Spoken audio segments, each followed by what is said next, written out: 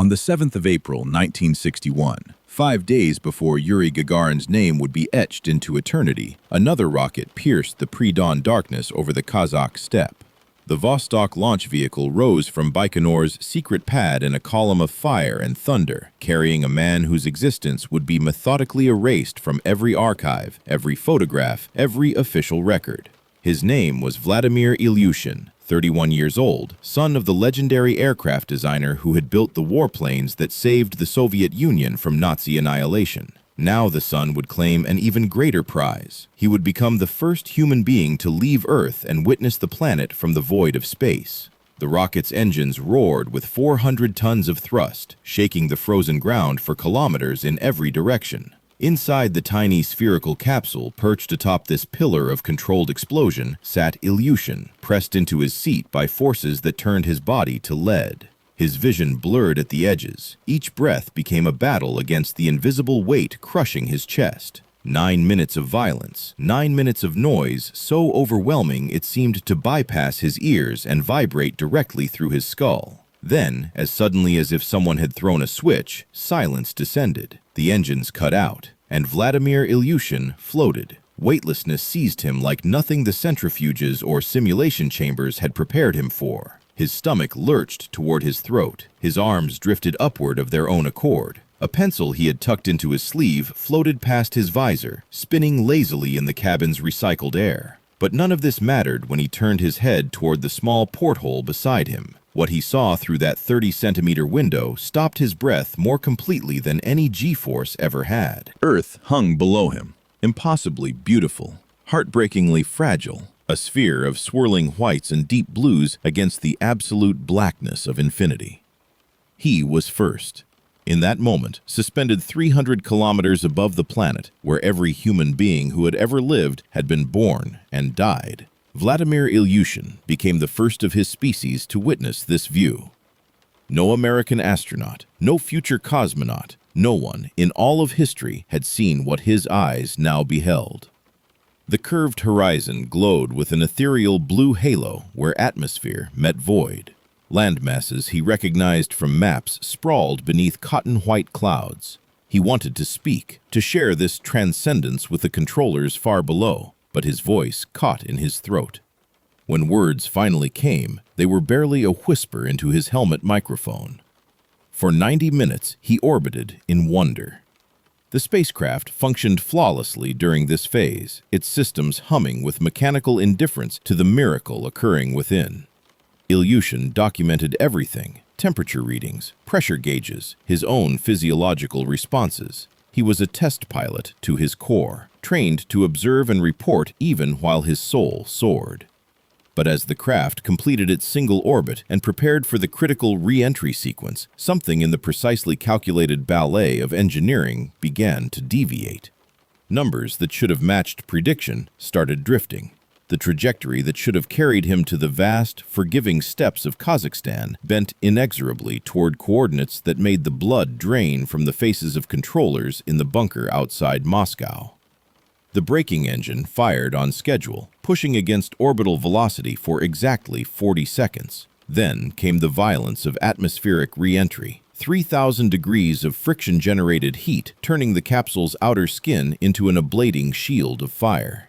Plasma wrapped around the spacecraft, cutting all radio contact. On the ground, screens went dark, telemetry flatlined. The last confirmed position placed the descending capsule not over Soviet territory, but over the mountain ranges of Xinjiang province in western China. After that, nothing. Silence stretched into minutes, minutes into hours. Somewhere in those mountains, Vladimir Ilyushin had either died in a fireball or survived to face something perhaps worse. The Soviet state held its breath. Then began the systematic destruction of every piece of evidence that this flight had ever occurred. The winter of 1959 brought more than bitter cold to the classified facility hidden in the forests outside Moscow. It brought a grinding machine of human selection, designed to identify the few men capable of surviving what no human had ever attempted. 3,000 candidates entered the program's initial screening, young military pilots, each believing himself exceptional, each hungry for the glory that awaited whoever would first breach the heavens. Within weeks, that number had been carved down to 20. The methods used to achieve this reduction would have seemed like torture to outside observers, and perhaps they were. But the men who designed these trials understood a terrible truth. Space would be far less forgiving than anything they could devise on Earth. The centrifuge stood at the heart of the selection process, a massive arm of steel that spun human beings until their blood pooled in their extremities and their brains starved for oxygen. Candidates were strapped into seats at the arm's end and subjected to forces reaching 8 times normal gravity, simulating the crushing acceleration of rocket launch. Many lost consciousness within minutes. Some experienced temporary blindness as vessels burst in their eyes. A few suffered minor strokes, their careers ending in that spinning chamber before they had truly begun. Medical staff stood ready with resuscitation equipment, watching through reinforced windows as young men in peak physical condition were reduced to trembling, vomiting wrecks. Those who emerged still conscious, still coherent, earned the right to face the next trial. The pressure chamber offered a different kind of hell. Sealed inside a metal cylinder, candidates experienced the gradual reduction of atmospheric pressure until conditions mimicked altitudes of 25,000 meters, heights where unprotected human flesh begins to die. Oxygen grew scarce. Lungs burned with the effort of extracting breath from increasingly thin air. The brain, desperate for sustenance, began generating phantoms. Men reported conversations with dead relatives, visions of childhood homes, encounters with beings that existed only in oxygen-deprived neurons. Psychologists observed through thick glass, taking notes on clipboards, marking which candidates maintained rational thought and which surrendered to hallucination. The margin between passing and failing often came down to a single coherent sentence spoken at the moment of maximum deprivation. Isolation testing proved equally ruthless in exposing human weakness. Candidates entered the sensory deprivation chamber, a soundproofed box measuring 2 meters by 2 meters, and remained there for 10 consecutive days. No human contact, no external sound, minimal light, only the prisoner and his thoughts, locked together in an endless confrontation. Some men began screaming on the 3rd day, pounding walls until their fists bled, begging unseen observers for release. They were extracted and quietly removed from the program. Others developed elaborate rituals to maintain sanity, mental mathematics, remembered poetry, imaginary conversations with absent loved ones. The doctors watched everything through hidden cameras, cataloging each breakdown, each adaptation, each small victory of will over circumstance. Temperature extremes tested the body's capacity for environmental adaptation. Candidates moved from chambers cooled to -30 degrees into rooms heated to 70 above zero, their physiologies forced to recalibrate within minutes. Frostbite claimed fingers and toes from those whose circulation proved inadequate. Heat exhaustion felled others, their bodies surrendering core temperature regulation in the sweltering boxes. The doctors sought men whose internal thermostats functioned with mechanical precision, whose blood vessels constricted and dilated on command, whose sweat glands and shivering reflexes operated at peak efficiency. Space capsules offered minimal climate control. Whoever flew would need a body capable of managing its own survival with little external assistance. Vladimir Ilyushin endured every trial not merely adequately, but exceptionally. In the centrifuge, he maintained consciousness at 10 G, a threshold that had defeated every other candidate. His pulse remained steady, his responses coherent, even as forces that would have killed an ordinary man pressed against his chest. In the pressure chamber, he recited technical manuals from memory, while his fellow candidates babbled to phantoms. In isolation, he meditated calmly through all 10 days, emerging with the same psychological profile he had entered with. The doctors exchanged glances over their clipboards. They had found their man. But chief designer Sergei Korolev hesitated at the name on their recommendation. Ilyushin, the son of the aircraft legend. If this one died in space, the political consequences would be catastrophic. The selection process had found its ideal candidate, and that candidate had become an impossible choice. The 23rd of October 1960 began with the promise of Soviet triumph and ended in an inferno that would be hidden from the world for 3 decades. On Launch Pad 41 at Baikonur, the R-16 intercontinental ballistic missiles stood fueled and ready, a towering weapon designed to deliver nuclear annihilation across continents. This was not a spacecraft. It was an instrument of Cold War terror, a message to Washington that Moscow could strike anywhere on Earth within minutes. But the technologies overlapped considerably with the space program, and many engineers worked on both projects simultaneously. The same fuel, the same guidance systems, the same desperate race against American capabilities drove both efforts forward with reckless urgency. Marshal Mitrofan Ivanovich Nedelin commanded the operation personally. At 63 years old, he was a hero of the Soviet Union, a combat veteran who had survived the entire Second World War, a man accustomed to giving orders and seeing them obeyed without question. Khrushchev had demanded results by the 7th of November, the anniversary of the October Revolution, and Nedelin intended to deliver. 15 days remained. Technical problems had plagued the rocket throughout preparation, but the Marshal refused to countenance delay. When engineers reported fuel system anomalies requiring the missile to be drained and inspected, Nedelin overruled them. Repairs would be conducted on the fully loaded rocket. 126 personnel were ordered onto the launch pad to complete the work. The rocket contained 200 tons of propellant, a hellish mixture of highly toxic heptyl fuel and nitrogen tetroxide oxidizer. These chemicals were hypergolic, meaning they ignited spontaneously upon contact with each other. No spark was necessary. Any breach in the fuel system, any crack in a pipe, or failure of a seal would initiate an immediate and catastrophic reaction. Safety protocols demanded that all personnel evacuate to bunkers during fueling operations and remain there until launch or defueling was complete. Nedelin dismissed these protocols as bureaucratic cowardice.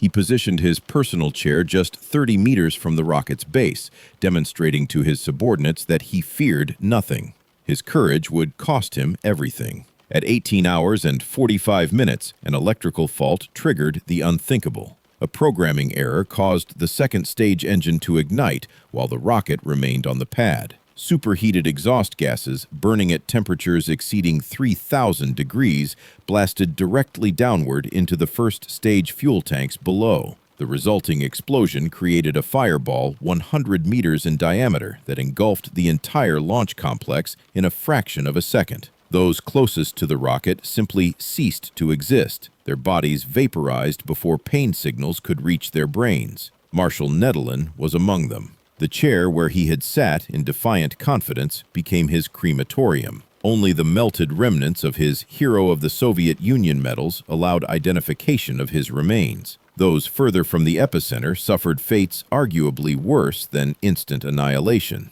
The burning fuel spread across the concrete pad in rivers of liquid fire, moving faster than panicked humans could run. Workers fled in every direction, their clothes igniting, their skin blistering and peeling as superheated air seared their lungs. The heptyl fuel was not merely flammable, but viciously toxic.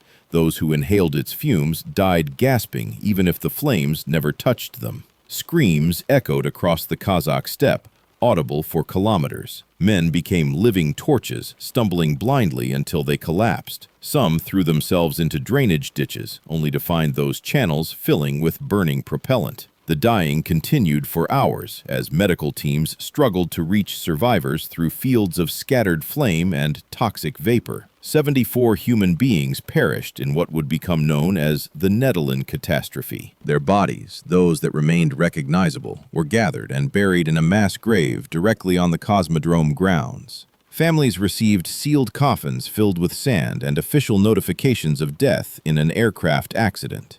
The widows and orphans were forbidden from discussing the circumstances with anyone. Newspapers published brief obituaries mentioning only that Marshal Nedelin had died heroically in service to the motherland. No investigation results were ever released. No lessons learned were publicly shared. The Soviet state simply absorbed its dead and continued forward, driven by the knowledge that America was gaining ground in the race for space. Within months, the pressure for a successful human launch would intensify beyond all reason, creating conditions for the next tragedy to unfold. The 19th of August, 1960, delivered a moment of genuine triumph that the Soviet propaganda machine broadcast to every corner of the globe. Two small dogs named Belka and Strelka returned safely from orbit, becoming the first living creatures to journey into space and survive the return. 17 times they circled the Earth, weightless in their tiny capsule, their heartbeats and breathing monitored by sensors relaying data to anxious scientists below. When the spacecraft descended under its parachute and thudded onto the Kazakh steppe, the recovery teams found both animals alive, alert, and apparently untroubled by their extraordinary voyage. Strelka would later give birth to healthy puppies, proving that space travel caused no reproductive damage. The world celebrated these canine cosmonauts, never suspecting the trail of small corpses that had preceded their success. 2 months before Belka and Strelka's triumph, on the 28th of July, another Vostok spacecraft had carried 2 different passengers toward the heavens. Their names were Lisichka and Chaika, little fox and seagull in English, and Lisichka had become something of a favorite among the engineering staff. Chief designer Sergei Korolev himself had developed an attachment to the small ginger mutt, playing with her during breaks in the exhausting launch preparations, feeding her treats from his own rations. The bond between the gruff, driven engineer and the gentle animal provided a rare moment of softness in the relentless pressure cooker of the space program. When Korolev watched the rocket carrying Lisichka climb into the morning sky, his face held an expression colleagues had never seen before. Naked hope mixed with desperate fear. 29 seconds after liftoff, one of the strap-on boosters suffered a catastrophic engine failure. The rocket immediately began to deviate from its planned trajectory, tilting dangerously as asymmetric thrust pushed it off course. Aerodynamic forces tore at the increasingly unstable vehicle. The emergency escape system, designed to pull the capsule free from a failing rocket, activated too late to matter. The entire assembly broke apart at an altitude of 18 kilometers, scattering debris across a wide swath of desert. No parachute deployed. The capsule containing Lisichka and Chaika plummeted to Earth at terminal velocity, shattering on impact. Recovery teams found only fragments of twisted metal and biological remains that required no identification procedures. Sergei Korolev wept openly when they delivered the news, tears streaming down the weathered face of a man who had survived Stalin's gulags without breaking. The loss carried implications far beyond personal grief. If the escape system could not save 2 small dogs, it certainly could not save a human cosmonaut. Every engineer understood this equation with terrible clarity. The technology they were developing remained fundamentally unreliable, prone to failures that transformed hopeful launches into funeral pyres. Yet the political pressure to achieve a manned spaceflight continued mounting daily. Khrushchev demanded results. American progress with Project Mercury dominated intelligence briefings. The window of opportunity to claim the ultimate prize, first human in space, was closing rapidly. Soviet engineers found themselves trapped between the laws of physics, which demanded more testing and refinement, and the laws of political survival, which demanded immediate success regardless of technical readiness. December brought another disaster, another pair of names added to the secret casualty list. Chelka and Mushka, Little Bee and Little Fly, successfully reached orbit on the 1st of the month, completing a full revolution around Earth as telemetry confirmed all systems functioning normally. Then came re-entry. The braking engine fired incorrectly, producing insufficient deceleration. The spacecraft's trajectory steepened beyond survivable parameters, sending the capsule into the atmosphere at an angle that transformed it into a meteor. Temperatures inside exceeded 5,000 degrees as friction converted velocity into heat faster than the ablative shielding could absorb. The dogs, the instruments, the capsule itself, everything became superheated plasma dispersing into the upper atmosphere. Not a fragment of wreckage was ever recovered. Chelka and Mushka had simply ceased to exist, erased by the unforgiving mathematics of orbital mechanics. These accumulated failures pushed the Soviet leadership toward a decision that would remain hidden for decades. The official program would continue preparing Yuri Gagarin and his backup cosmonauts for a triumphant, publicized mission. But simultaneously, a parallel track would be established. a secret test flight using a human pilot conducted without fanfare or announcement. If this preliminary mission succeeded, the subsequent public flight would proceed with greater confidence. If it failed, the cosmonaut would simply vanish into classified obscurity, his death attributed to an aircraft accident or training mishap. The dogs had proven that survival was possible. They had also proven that death remained equally probable. Someone would have to accept those odds, knowing that success meant eternal anonymity, while failure meant unmarked oblivion. The search began for a man willing to become a ghost.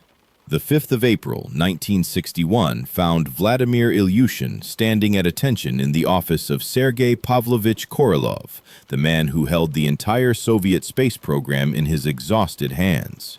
The chief designer sat behind a desk buried beneath schematics and trajectory calculations, his face gray with the accumulated strain of impossible deadlines and sleepless nights. Heart disease plagued him. Stomach ulcers burned constantly. The years he had spent in Stalin's labor camps had permanently damaged his health, yet he drove himself forward through sheer will. When he looked up at the young pilot before him, his eyes held neither warmth nor ceremony, only the cold clarity of a man delivering operational orders that might well be a death sentence. Korolev spoke without preamble, his voice hoarse from countless cigarettes and shouted arguments with bureaucrats who understood nothing of rocket science. Vladimir would fly on the 7th of April, 2 days hence. The mission profile was simple. One orbit lasting approximately 90 minutes, followed by re-entry and landing somewhere in the Soviet Union's vast interior. If every system performed as designed, Ilyushin would become the first human being to travel beyond Earth's atmosphere and return alive. His name would be recorded in classified documents, his achievement known only to those with appropriate security clearances. The public triumph would belong to another cosmonaut, already selected for his photogenic smile and worker-peasant background. Vladimir's role was to prove the technology functioned before risking the propaganda investment. The conditions of the mission carried their own brutal clarity. If something went wrong, if the rocket exploded, if the capsule failed to re-enter properly, if the landing systems malfunctioned, Vladimir Ilyushin would officially never have existed as a cosmonaut.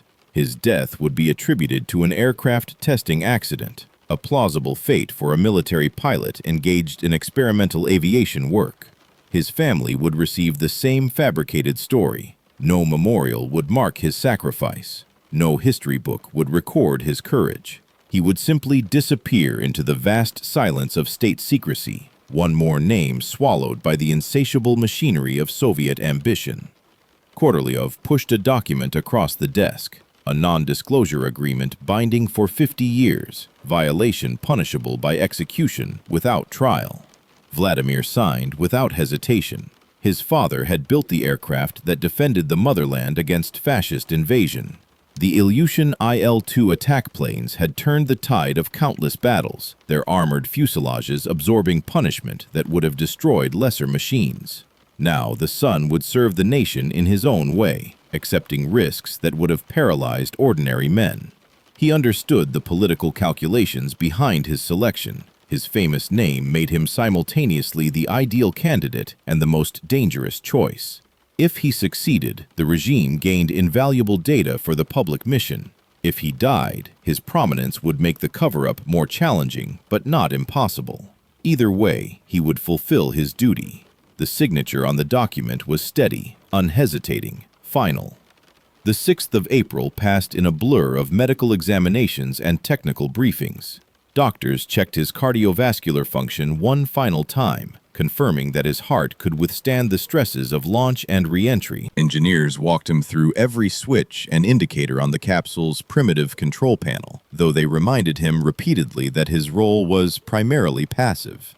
The Vostok spacecraft operated almost entirely through automatic systems controlled from the ground. Manual override existed only for emergencies, protected by a secret code that would be given to him just before launch. Soviet planners feared that the psychological stress of spaceflight might induce temporary madness, and they wanted safeguards against a panicked cosmonaut seizing control at a critical moment. Vladimir accepted this indignity alongside all the others. Evening brought quarantine in a small cottage on the Cosmodrome grounds. 3 men would share these final hours with him: a military physician monitoring his health, an engineer reviewing technical procedures, and a KGB officer ensuring absolute security. No communication with family was permitted. No letters, no telephone calls, no final farewells. His parents believed he was engaged in routine test pilot duties somewhere in the Soviet interior. His colleagues in the aviation program assumed the same. Only the handful of people in this remote corner of the Kazakh desert knew that Vladimir Ilyushin stood on the threshold of history, or oblivion. He slept poorly that night, not from fear, but from the electric anticipation that made rest impossible. Dawn would bring either transcendence or annihilation, and the hours until sunrise stretched like centuries. The morning of April 7th arrived with troubling news from the meteorological service. High-altitude winds over the planned landing zone had intensified overnight, reaching speeds of 20 meters per second, powerful enough to drag a descending parachute dozens of kilometers off course into mountains, lakes, or terrain where recovery would prove impossible. Mission controllers debated postponement in tense, whispered conversations while Vladimir Ilyushin completed his pre-flight preparations in the quarantine cottage. The argument lasted less than an hour. Intelligence reports confirmed that American astronaut Alan Shepard was weeks away from his own suborbital attempt. Delay was unacceptable. The launch would proceed regardless of conditions, and the cosmonaut would simply have to survive whatever landing fate provided. Such was the calculus of the Cold War's most desperate race. At 4 in the morning, handlers roused Vladimir from restless sleep for the ritualized preparations that would transform him from a man into a spacecraft component. The pre-flight meal followed a precise nutritional formula: protein paste, vitamin-enriched bread, glucose for quick energy. Coffee was forbidden. Caffeine might disrupt the cardiac rhythms that telemetry would monitor throughout the mission. Doctors performed final examinations, checking blood pressure, pulse rate, temperature, reflexes. Every measurement fell within acceptable parameters. A physician stamped the clearance form with mechanical efficiency: fit for flight. The simple bureaucratic act carried the weight of a death warrant or a birth certificate, depending on what the next few hours would bring. Vladimir felt strangely calm, his mind emptied of everything except the immediate task. The spacesuit donning procedure consumed 40 meticulous minutes. First came the inner garment, studded with biotelemetry sensors that would broadcast his heartbeat and respiration to anxious monitors on the ground. Then the pressure suit itself, a rubber-lined cocoon designed to preserve life in the vacuum that awaited beyond the atmosphere. Finally, the bright orange outer layer, chosen specifically for visibility during search and rescue operations. The color would make him easier to spot against snow, sand, forest, or water, assuming he survived to require rescue at all. The completed ensemble weighed 20 kilograms, transforming every movement into a deliberate effort.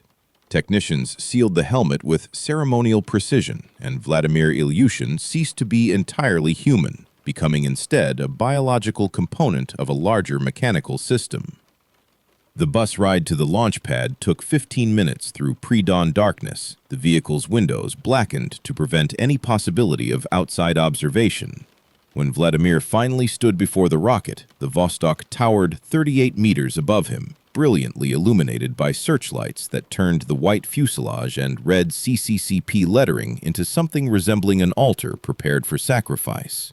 Steam vented from cryogenic fuel lines, wreathing the base in ghostly vapor.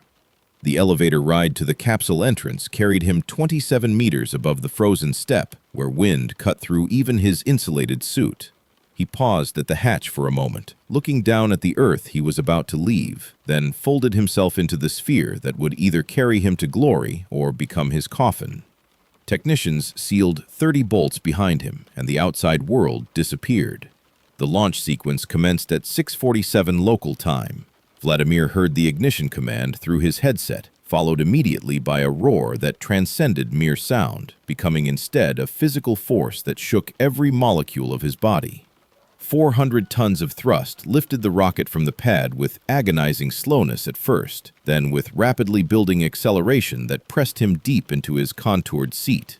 Gravity multiplied, 2 times normal, then 4, then 5. Breathing became a conscious struggle against the weight crushing his chest. His vision narrowed as blood drained toward his feet despite the suit's counterpressure systems. The violence continued for 9 eternal minutes as 3 successive rocket stages hurled him higher and faster, each separation bringing a momentary relief followed by renewed assault. Then, with shocking abruptness, silence arrived. The engines fell quiet, and Vladimir Ilyushin floated free for the first time in his existence. His arms rose unbidden from the armrests. A loose thread from his glove drifted before his visor like a living thing. His stomach lurched with the disorientation of a sensory system suddenly deprived of its most fundamental reference point. But all of this registered only peripherally, because through the small porthole beside him, he witnessed something no human eye had ever beheld. Earth curved below in impossible beauty. Sapphire oceans, emerald land masses, pearl-white clouds swirling in patterns that revealed the mathematics of atmospheric motion. The horizon bent visibly, a luminous blue arc separating the living world from the infinite blackness beyond.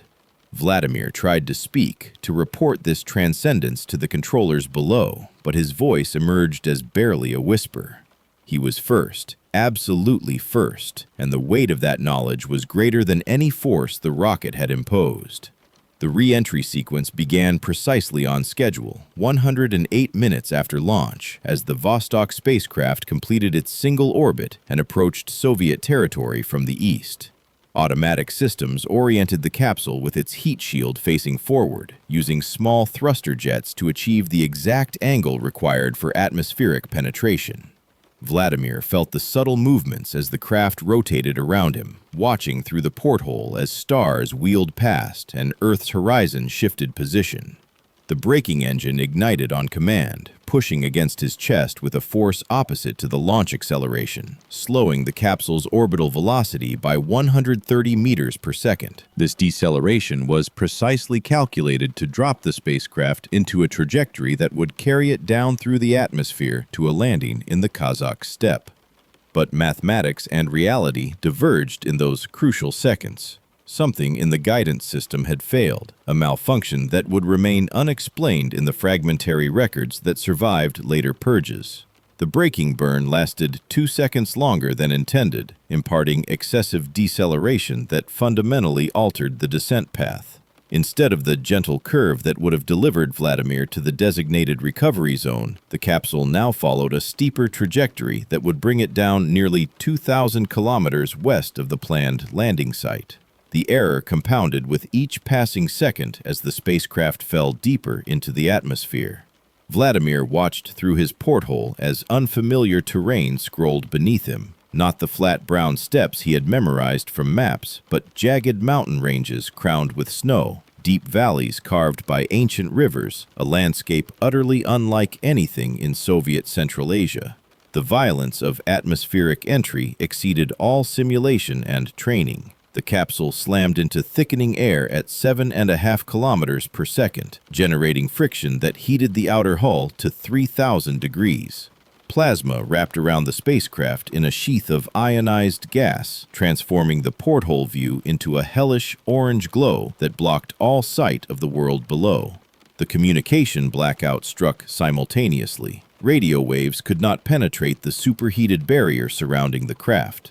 Vladimir was utterly alone, sealed inside a metal sphere falling through fire toward an unknown destination, unable to contact the ground controllers who were themselves staring at blank screens in growing horror.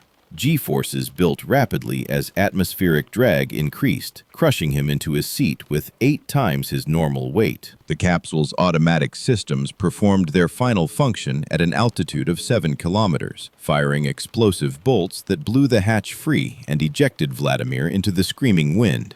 This was standard procedure. The Vostok landing system was too harsh for human survival, so cosmonauts were designed to parachute separately from their spacecraft. His personal chute deployed seconds later, jerking him from freefall into a slower descent that allowed his battered senses to begin recovering.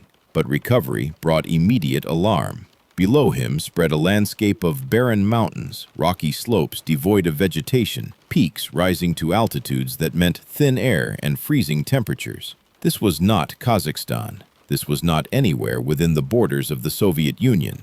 The wind carried him eastward toward a valley floor that offered no sign of human habitation. The landing shattered any remaining hope of a successful mission. Vladimir struck a steep mountainside at an angle that sent him tumbling across rocks and scree, his left leg absorbing impacts that sent lightning bolts of agony through his entire body. The parachute dragged him several meters before snagging on an outcrop, leaving him sprawled on the cold stone at an altitude of approximately 3,000 meters above sea level.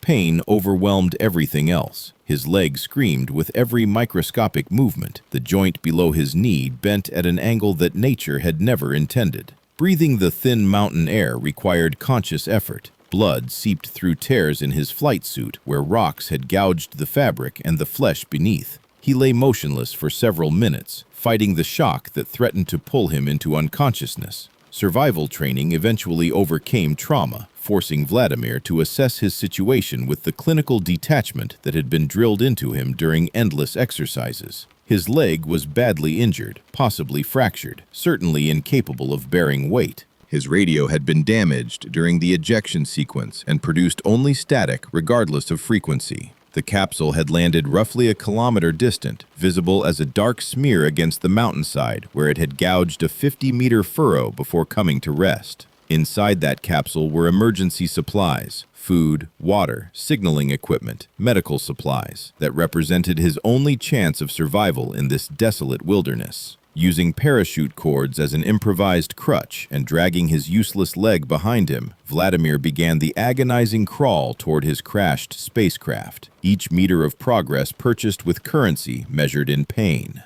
The 12th of April, 1961, erupted in global celebration as Yuri Gagarin's Vostok spacecraft completed a flawless single orbit and delivered the smiling cosmonaut safely to Soviet soil. Radio Moscow interrupted all programming with the triumphant announcement that had been prepared for days, waiting only for confirmation of success. Within hours, Gagarin's face appeared on every television screen and newspaper front page across the planet. His infectious grin, his humble worker origins, his now immortal exclamation of "Poyakali, let's go!" captured the imagination of humanity in a way that transcended Cold War divisions. Streets filled with cheering crowds from Moscow to Paris to Tokyo. The Soviet Union had won the greatest prize in the history of human achievement, and the world acknowledged this victory with genuine awe. While millions celebrated, Vladimir Ilyushin lay in a Chinese military prison cell, drifting between consciousness and delirium as infection ravaged his broken body. The helicopter that had responded to his signal flare 5 days earlier had delivered him not to rescuers, but to captors. Chinese soldiers had surrounded him within minutes of landing, their weapons trained on the strange figure in the orange suit who had fallen from the sky into their remote mountain outpost. His uniform bore no identifying marks. Soviet protocol demanded their removal before any clandestine mission, but the sophisticated equipment and Cyrillic instrument labels told the interrogators everything they needed to know. They had captured something of immense value. A Soviet military pilot who had apparently descended from space itself, delivered by fate into the hands of Chairman Mao. The interrogations had begun immediately, conducted through translators whose Russian was imperfect but adequate for the questions being asked. Who are you? What was your mission? What secrets does your spacecraft contain? Vladimir responded with only the information permitted under military capture protocols: name, rank, service number. Nothing more. His silence infuriated the interrogators, who interpreted it as arrogance rather than discipline. They withheld medical treatment for his shattered leg, allowing the untreated fractures and lacerations to fester in the filthy cell. When infection inevitably set in, they watched with calculating patience, understanding that suffering would eventually break even the strongest will. The leg swelled grotesquely, skin stretched tight over accumulating pus, the stench of necrosis filling the cramped cell. By the time Gagarin was shaking hands with Khrushchev in Moscow's Red Square, Vladimir's fever had climbed past 40 degrees.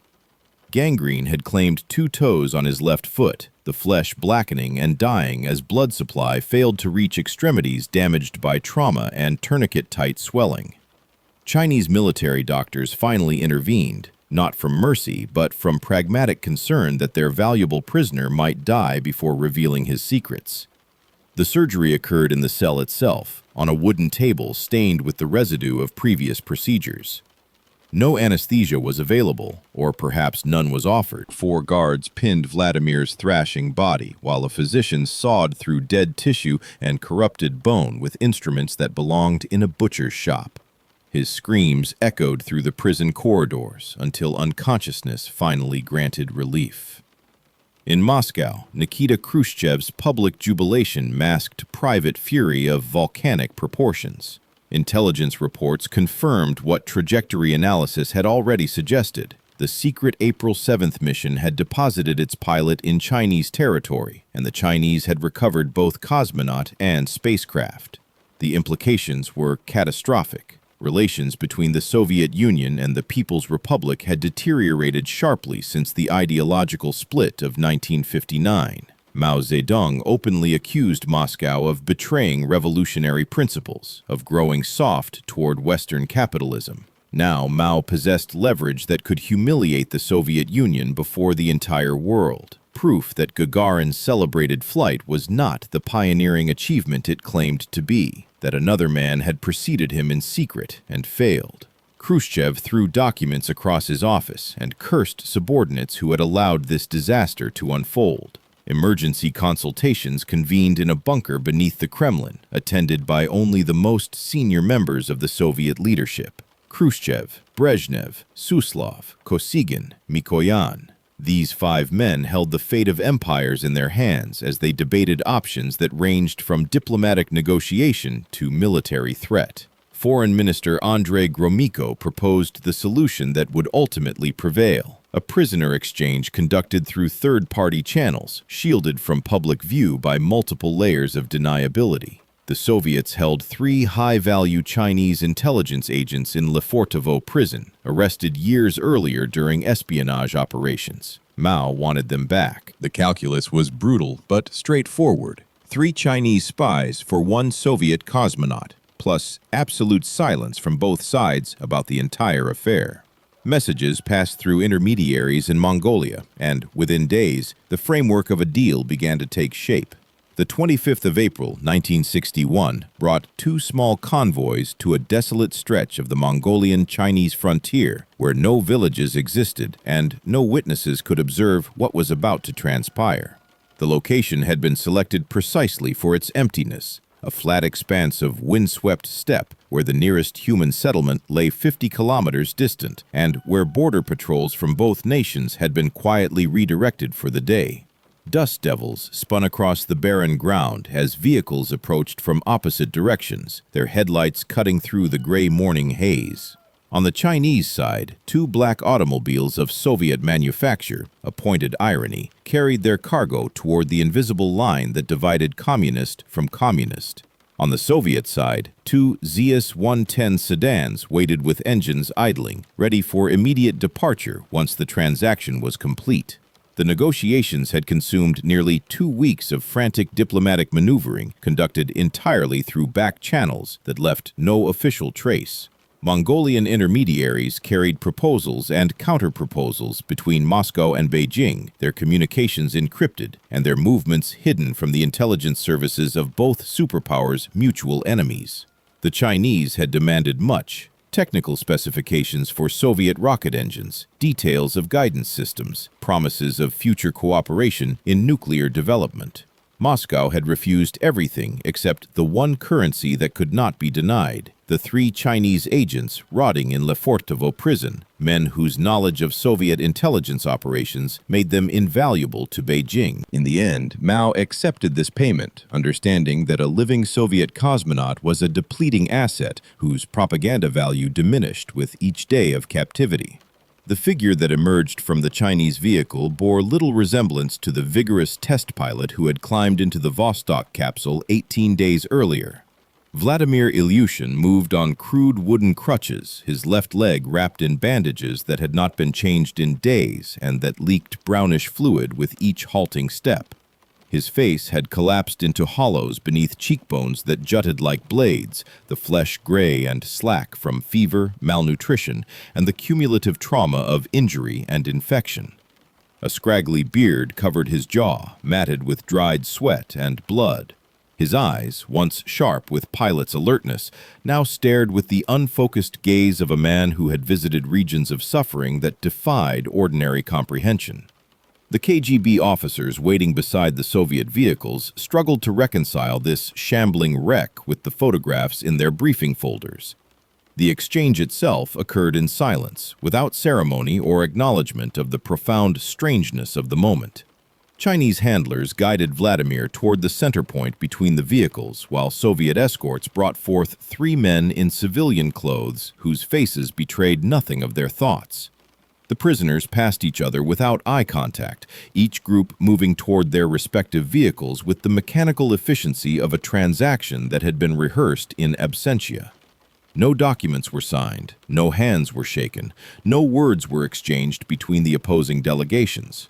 Within 60 seconds of Vladimir's first step onto Mongolian soil, both convoys were accelerating away from the exchange point, leaving only tire tracks in the dust to mark the location where a secret of historic proportions had changed hands. Soviet handlers loaded Vladimir into a waiting Mi-4 helicopter that had been positioned 5 kilometers beyond the nearest ridge, hidden from any possible Chinese observation. A military physician immediately began emergency treatment, inserting intravenous lines that delivered saline and antibiotics into veins that had collapsed from dehydration. The bandages on his leg were cut away, revealing wounds that made the doctor's face tighten with professional alarm. The amputation sites where 2 toes had been removed showed signs of secondary infection, the surrounding tissue swollen and hot with spreading cellulitis. Without immediate hospital intervention, sepsis would claim the leg entirely, and quite possibly Vladimir's life along with it. The helicopter lifted off while treatment continued, racing toward a military airfield where an Ilyushin 14 transport waited with engines already warm. 4 hours after the exchange, Vladimir Ilyushin lay in a private room on the secure floor of the KGB hospital complex within Lubyanka's walls. Armed guards stood at every entrance. No visitors were permitted except medical personnel with the highest security clearances. The diagnosis was grim but not hopeless: severe infection requiring aggressive antibiotic therapy, malnutrition demanding careful nutritional rehabilitation, psychological trauma that would require months of careful treatment. His fever remained dangerously elevated for a full week before finally breaking, his body fighting battles on multiple fronts as the sophisticated medicines unavailable in Chinese captivity finally reached his bloodstream. He would survive. He would even walk again, though never without a limp that would mark him for the rest of his life. But the man who emerged from that hospital bed 3 months later would never truly recover from what had been taken from him. Not his toes, not his health, but his place in history. The truth, like water finding cracks in stone, began seeping through the barriers of Soviet secrecy almost immediately. In a modest house on the outskirts of Turin, Italy, 2 brothers had spent years constructing an amateur radio station capable of intercepting communications from spacecraft passing overhead. Achille and Giovanni Battista Giudica Cordelia were not spies or scientists, but passionate enthusiasts who had taught themselves the technical skills necessary to eavesdrop on humanity's first ventures beyond Earth. Their equipment filled an entire room: antenna arrays mounted on the roof, receivers sensitive enough to detect signals bounced from the ionosphere, recording devices that captured every transmission for later analysis. Western intelligence agencies monitored Soviet space communications through billion-dollar facilities. The Giudica Cordelia brothers achieved similar results with salvaged components and obsessive dedication. On the 28th of November, 1960, the brothers recorded a transmission that would haunt researchers for decades. Through the static and interference that characterized long-distance space communication, they captured the sound of labored breathing, rapid, shallow, desperate, followed by a voice speaking broken Russian. The words were fragmented but comprehensible. Conditions deteriorating, no response from ground control, a plaintive statement that the world would never know what had happened. The transmission lasted 4 minutes before dissolving into silence. Soviet authorities dismissed the recording as fabrication when Western journalists made inquiries, but the brothers had documented their reception with meticulous precision. Timestamps, frequency logs, equipment settings that verified the signal's orbital origin. Someone had been dying in space, and the Soviets had never acknowledged their existence. The recordings continued accumulating over the following years, each one adding another thread to a tapestry of suspicion. In February of 1961, the brothers captured a woman's voice, panicked, screaming about rising temperatures and the impossibility of return, her words cut short by what sounded like the roar of atmospheric friction. No Soviet announcement acknowledged any female cosmonaut until Valentina Tereshkova's flight in 1963. Investigators who later examined the historical record discovered that a female pilot named Lyudmila Baranova had been quietly removed from the cosmonaut training program weeks before that recording, her official file citing vague family circumstances.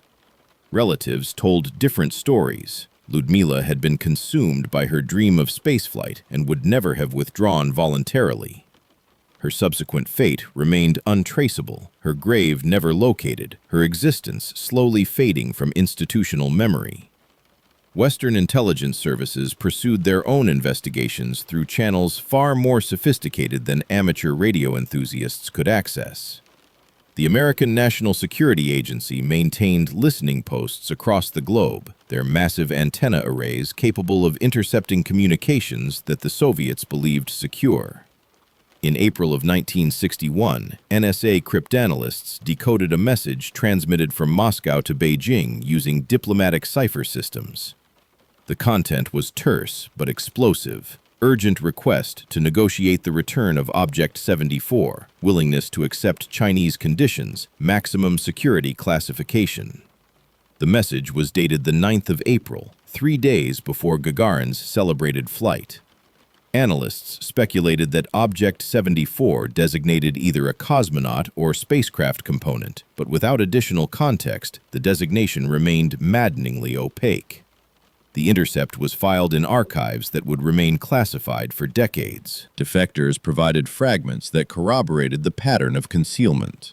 In 1963, an engineer named Grigory Maksimov fled the Soviet Union through a complex extraction arranged by Western intelligence. During extensive debriefings, he described witnessing a rocket launch on the 7th of April, 1961, 5 days before the official Gagarin mission. He had been assigned to telemetry analysis and had tracked the spacecraft through its orbital phase before being abruptly ordered to cease all work and submit his notes for confiscation. Within hours, security personnel had descended on the facility, collecting documents and issuing threats that left no ambiguity about the consequences of disclosure. Maksimov remembered the cosmonaut's name, Vladimir. Soviet authorities immediately denounced him as a fabricator and traitor, his testimony dismissed as anti-communist propaganda designed to diminish Soviet achievements. French journalist Robert Arnoux compiled these scattered threads into the first comprehensive investigation, published in 1967 under the title The Hidden Truth of the Space Race. He interviewed defectors, analyzed the Judica Cordiglia recordings, examined discrepancies in official Soviet accounts, and corresponded with Western intelligence sources who provided carefully sanitized glimpses of classified information. His conclusions stopped short of definitive claims, but pointed unmistakably towards systematic concealment. The Soviet space program had conducted flights that ended in disaster, and those disasters had been erased from history with ruthless efficiency. The book sold modestly in Western markets and was, predictably, banned throughout the Eastern Bloc. but copies circulated through samizdat networks, their pages photographed and reprinted in basement workshops, carrying whispers of forbidden truth to readers who had learned to distrust everything their government proclaimed. The whispers never coalesced into proof during the decades of Soviet power.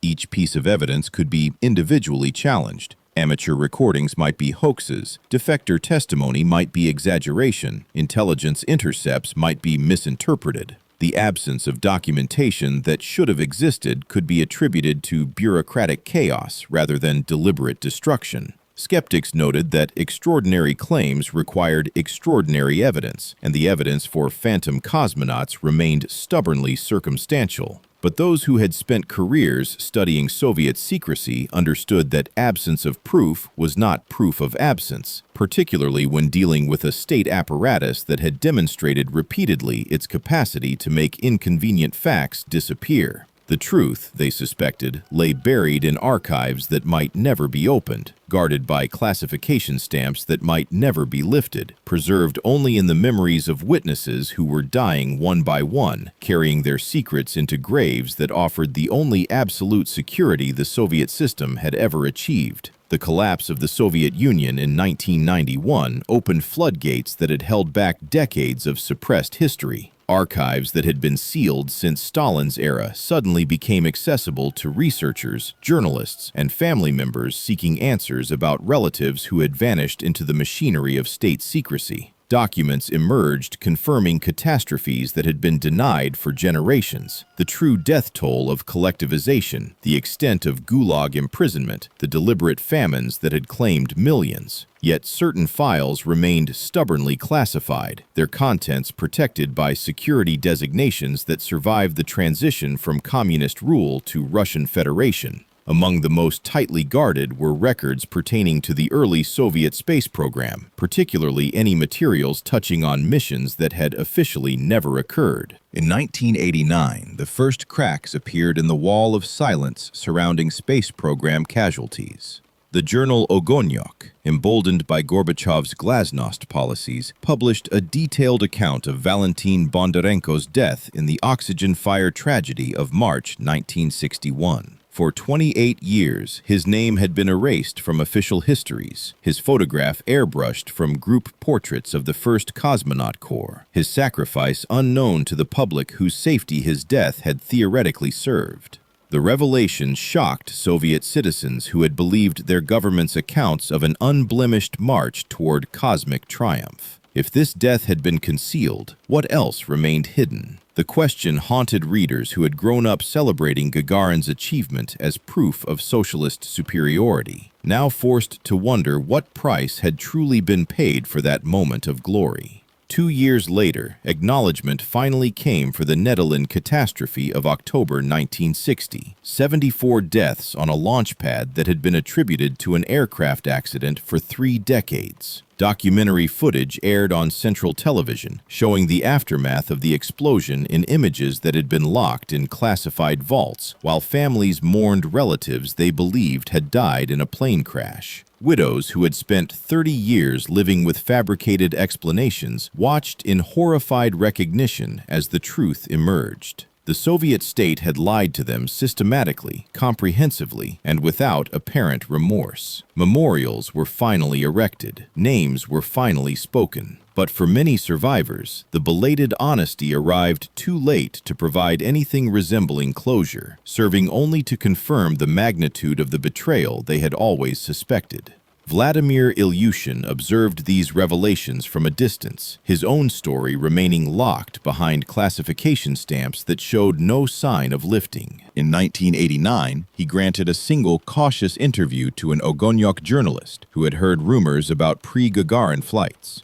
His responses were carefully oblique. Yes, there had been unsuccessful tests. Yes, people had died. Yes, the full story remained untold.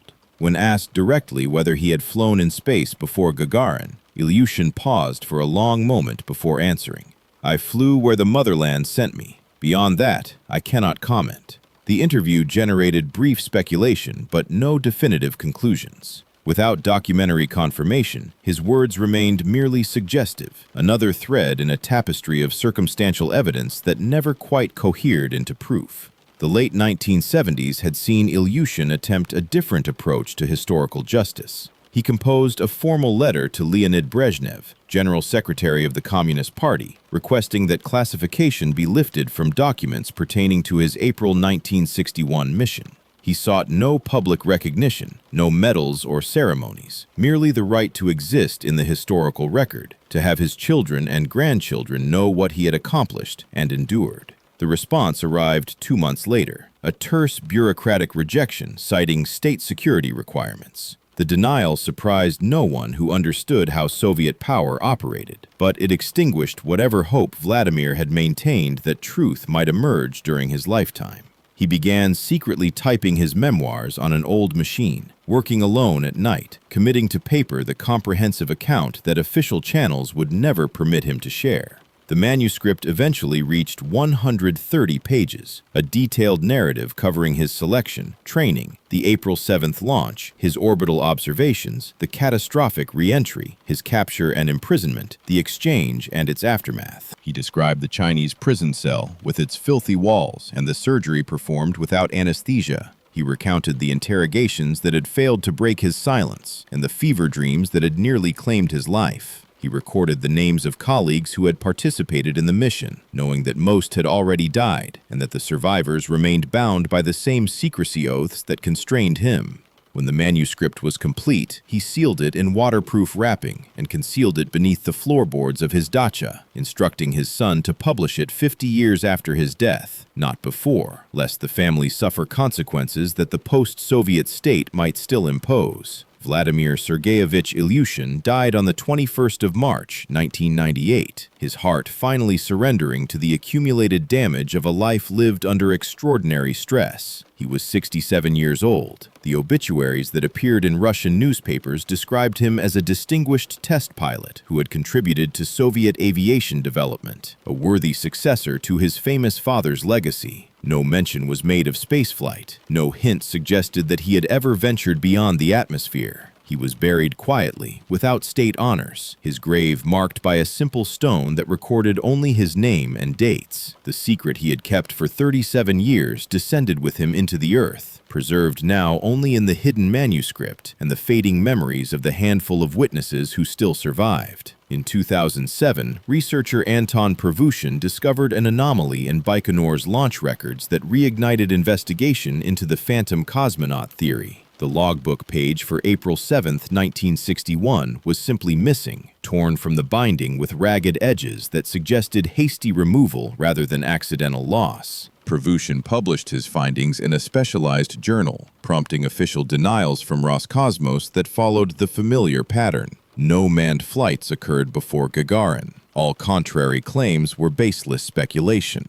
Archives contained no evidence of secret missions. Yet researchers noted that the archives in question remained largely inaccessible, their contents protected by classification extensions that pushed potential disclosure dates decades into the future. The Ministry of Foreign Affairs archive contains a file numbered 143. Bearing the title, Negotiations with PRC Regarding Detained Military Personnel, April 1961. The file remains sealed until 2041, 80 years after the events it documents. What diplomatic correspondence could possibly require such extended protection? What secrets about detained military personnel could still threaten state security after 8 decades? Researchers who have requested access have been uniformly refused, their applications rejected with bureaucratic formulas that provide no explanation. The file sits in climate-controlled storage, its contents known only to the archivists who maintain it, and perhaps to senior officials who have reviewed its materials under conditions of strict secrecy. Sergei Vladimirovich Ilyushin, Vladimir's son, granted an interview in 2011 that provided the most direct testimony yet recorded about his father's hidden history. He described childhood memories of a father who drank too heavily and screamed during nightmares, who sometimes spoke in feverish sleep about seeing Earth from above, about Chinese guards and surgery without anesthesia.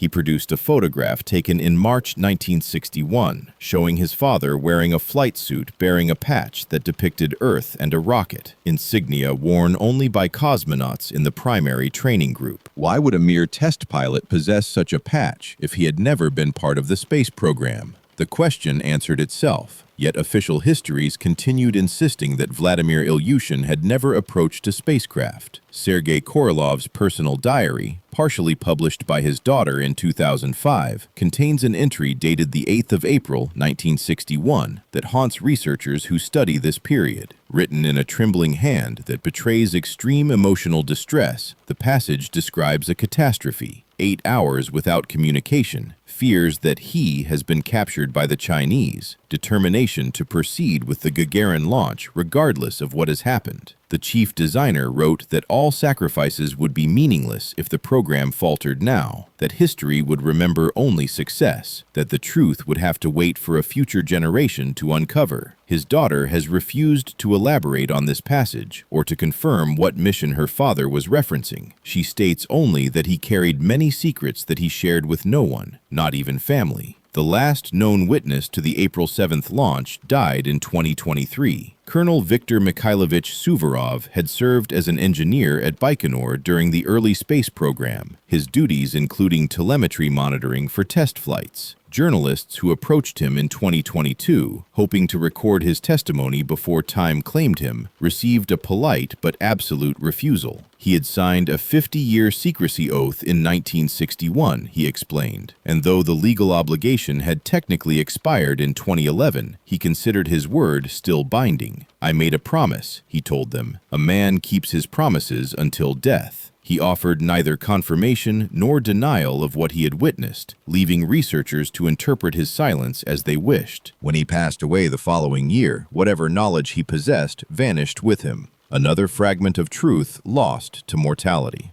Today, in the autumn of 2025, 64 years after Vladimir Ilyushin allegedly became the first human being to orbit Earth, the official position of the Russian Space Agency remains unchanged. Yuri Gagarin was first. No secret manned missions preceded his triumph. All claims to the contrary represent Western propaganda, conspiracy theories, or honest misinterpretation of ambiguous evidence. The archives that might confirm or refute this position remain sealed, their classification extended by bureaucratic decisions that require no public justification. The manuscript hidden beneath the dacha floorboards has not yet been published, its 50-year waiting period from Ilyushin's death not scheduled to expire until 2048. Whether it still exists, whether it has been discovered and destroyed, whether it contains the definitive proof that researchers have sought for decades, these questions have no answers accessible to outside inquiry. Perhaps in 16 years, when the Foreign Ministry file is scheduled for declassification, historians will finally learn what negotiations occurred between Moscow and Beijing in April 1961. Perhaps the Ilyushin manuscript will emerge from its hiding place and provide the first-hand account that has been missing from this puzzle. Perhaps some forgotten archive will yield photographs or telemetry records that escaped the KGB's systematic destruction. Or perhaps the documents will have conveniently disappeared, lost to fire, flood, or bureaucratic misplacement, as has happened so often with inconvenient materials in Russian archives. The pattern of history suggests that states rarely volunteer confessions of past deceptions, that national myths resist revision even when the regimes that created them have long since crumbled to dust. What remains certain is that someone launched from Baikonur on the 7th of April 1961. Someone saw Earth from orbit 5 days before Gagarin's triumph. Someone fell from the sky into Chinese mountains, survived capture and torture, returned home to a lifetime of enforced silence, and died without recognition for what may have been humanity's first journey beyond the atmosphere. Whether that someone was Vladimir Ilyushin or another man whose name remains unknown, whether the story unfolded exactly as the evidence suggests or differed in details that only the classified files could reveal, these uncertainties persist because powerful institutions decided that truth was less important than narrative, that history should serve political purposes rather than factual accuracy. The cosmos keeps no secrets. Only humans do, and they keep them with a tenacity that outlasts empires. The sky that Vladimir Ilyushin saw through his tiny porthole remains unchanged, the same blue marble spinning in the same infinite darkness, now photographed by thousands of satellites and visited by hundreds of astronauts from dozens of nations. The space race that drove such desperate secrecy has long since ended, its outcomes no longer carrying ideological weight, its victories and defeats mattering only to historians. Yet the lies persist, protected by inertia and institutional reluctance to acknowledge what admission would imply: that heroes were erased, that sacrifices were denied, that the greatest achievement in human history was built on a foundation of concealment and betrayal. Somewhere in sealed archives, the truth waits. Whether it will ever fully emerge depends on decisions not yet made by people not yet born, inheritors of secrets they never asked to keep. If stories like this fascinate you, tales of hidden history, buried secrets, and the courage of those written out of official records, you will find more revelations waiting on this channel. Explore other investigations into the mysteries that powerful institutions prefer to keep buried. Share your thoughts in the comments below. Do you believe Vladimir Ilyushin truly flew before Gagarin? Or do you think the evidence points elsewhere? Your perspective adds to a conversation that spans decades and continents. And if this journey through classified history moved you, consider leaving a like to help others discover truths that deserve to be remembered. The past refuses to stay silent forever, and every voice that joins the inquiry brings us closer to answers that have waited more than 60 years to be spoken aloud.